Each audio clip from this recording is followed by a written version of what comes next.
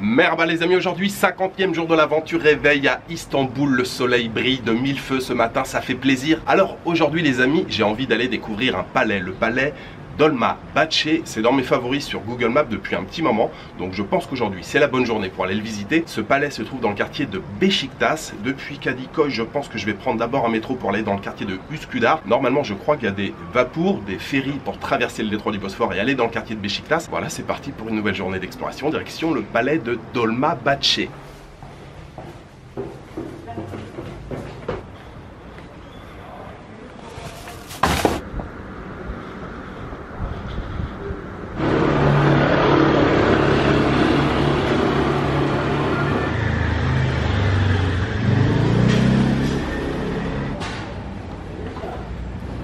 Alors, avant de partir en exploration, bien sûr, je m'arrête toujours dans mon café. C'est là que j'ai mes habitudes ici à Istanbul. Je commence toujours la journée au café Stellar par un petit thé.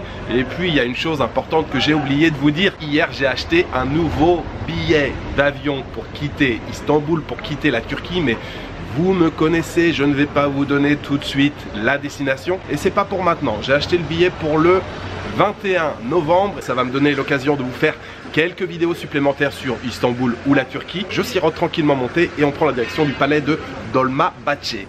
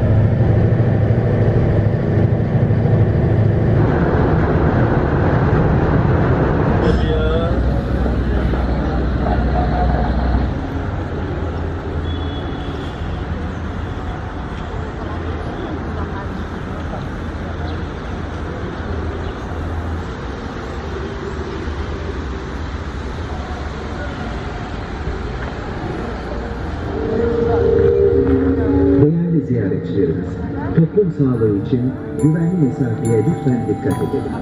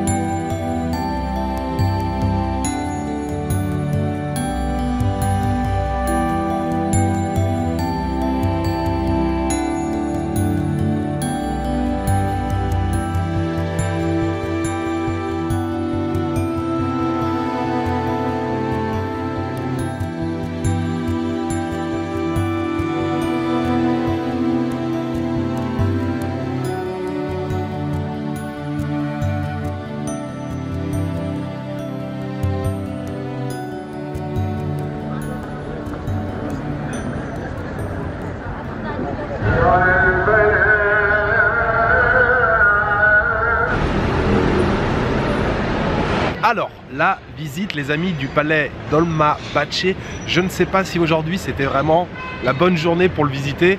À la fois oui et à la fois non, puisqu'aujourd'hui c'est l'anniversaire de la mort d'Atatürk. Atatürk, fondateur de la République de Turquie, et il s'est éteint au palais Dolmabahce. C'est là qu'il a fini sa vie. Donc aujourd'hui il y a des centaines, peut-être des milliers de visiteurs, des milliers de Turcs qui viennent rendre hommage à Atatürk. On peut même visiter la chambre où il s'est éteint. Donc il y avait une queue pas possible. J'ai fait la queue et je ne sais pas si toutes les pièces qui sont habituellement accessibles étaient ouvertes aujourd'hui. Et en fait il fallait suivre le mouvement.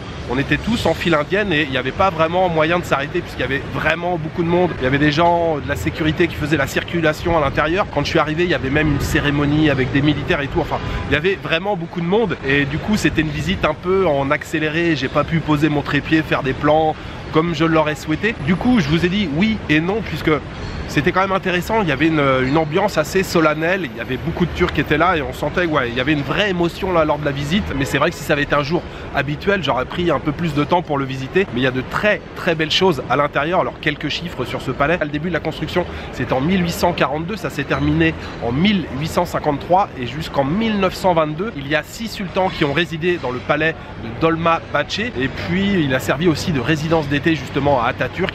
Et c'est aussi là qu'il a fini sa vie tranquillement. C'est aussi le plus grand palais de Turquie, superficie 45 000 mètres carrés, il y a 285 pièces, 44 salles, 6 hammams, c'est vraiment très grand et bien sûr plein de jardins à côté. Le style à l'intérieur c'est vraiment très joli, il y a plein de styles différents qui se mélangent, rococo, style baroque, néoclassique, mais aussi des éléments de l'art traditionnel ottoman. C'est une visite que je vous conseille, peut-être que je retournerai le visiter pour prendre un petit peu plus le temps. Pour l'instant, ça va être l'heure d'aller manger. J'ai repéré un restaurant pas très loin où ils servent normalement de très bons petits déjeuners.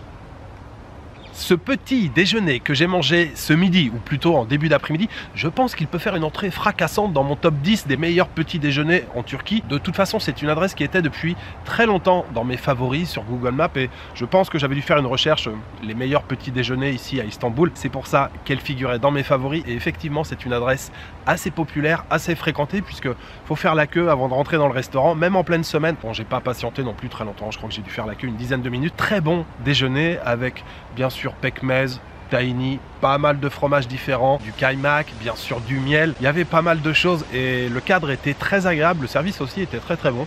Il y a une femme qui est passée me voir, je pense qui était la manager de l'équipe là ce midi. Elle fait ça va, ça se passe bien, tu viens d'où et tout. Vraiment très sympa là. Le service j'ai beaucoup apprécié et j'ai payé au total 113 liras, ce qui fait à peu près dans les 10 €. Ce très bon petit déjeuner, je voudrais bien entendu le dédier aux tipeurs.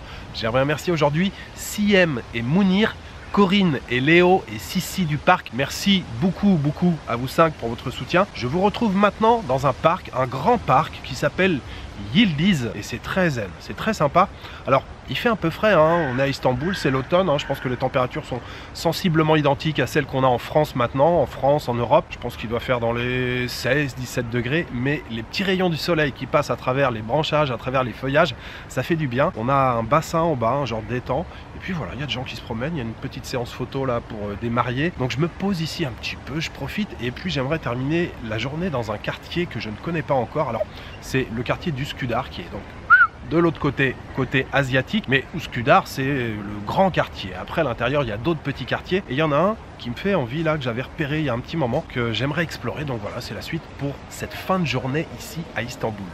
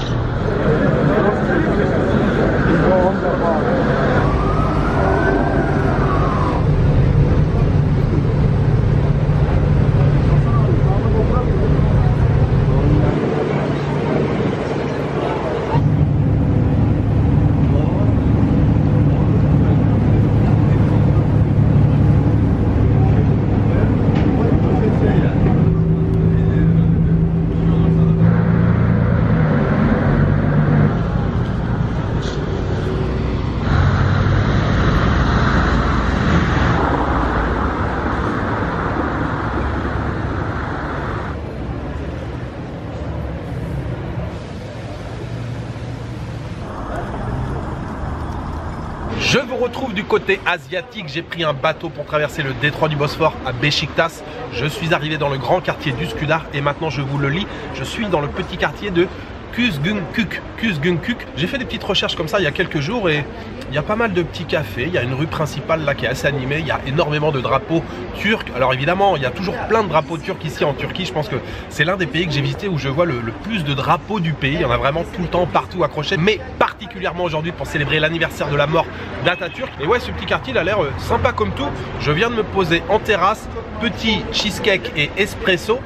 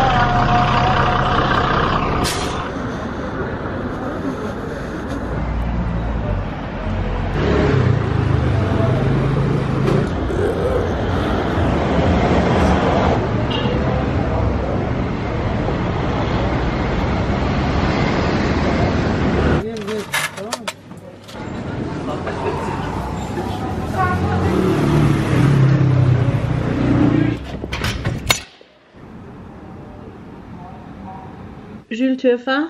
J'ai très faim, Madeleine. Tu manges quoi? Je sais pas, pidé? Pide? C'est pas les jours de fête, hein?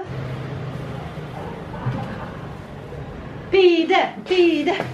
La nourriture est arrivée. Ça me plaît beaucoup. Et Madeleine, je t'ai pas montré, regarde ce que je t'ai ramené. Hanuta, merci. C'est vraiment la fête aujourd'hui, hein? Je sais pas si ça existe en France, Hanuta. Et moi, je me suis trouvé, bien sûr, des petits baklava. Pidé, viande hachée, fromage, champignons. C'est quoi ta musique là? C'est Music 80s German. Tu parlais pas allemand? L'école commence aujourd'hui. On veut le show. Hast du nur mit diesem Mann gemacht? Für die es keinen Waffenschein gibt.